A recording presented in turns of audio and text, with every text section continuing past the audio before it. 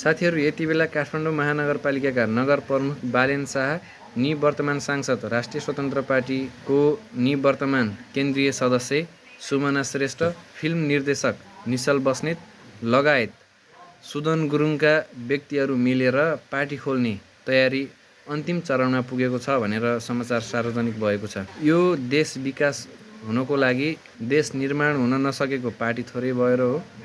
नयाँ राजनैतिक शक्तिहरू देश निर्माण गर्ने भनेर वैकल्पिक शक्तिहरू उदय भएका छन्, स्वतन्त्र व्यक्तिहरू उदय भएका छन्। यिनीहरू छुट्टा-छुट्टै फुटेर अगाडि गए भने के साँच्चै देश विकास गर्न आएका व्यक्तिहरूले देश विकास गर्न सक्छन्?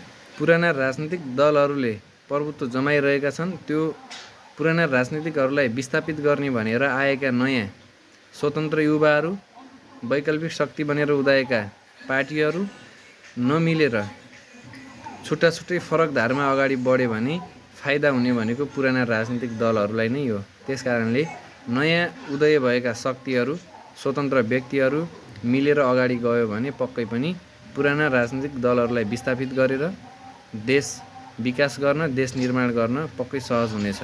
हिजो मात्रै मिराज ढुङ्गानाले समेत पत्रकार सम्मेलन गर्दै पार्टीको घोषणा गरेका थिए भने धरान उपमहानगरपालिकाका नगर प्रमुख हर्क साङपाङले समेत पार्टीको नाम घोषणा गरिसकेका छन् भने उनी पार्टी दर्ता गर्नको लागि काठमाडौँ समेत आइसकेका छन्। नयाँ व्यक्तिहरू, नयाँ राजनीतिक शक्तिहरू सबै मिलेर जानुपर्ने समयमा सबै छुटफुट भएर अगाडि बढिरहेका छन्।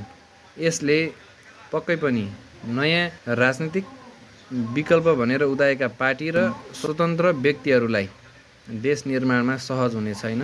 सबै मिलेर अगाडि गयो भने मात्रै देश निर्माणमा सहज हुनेछ। त्यसकारणले छुटफुट भएर, टुटफुट भएर होइन, देश निर्माण गर्नको लागि सबै एकजुट भएर अगाडि बढ्नुपर्छ।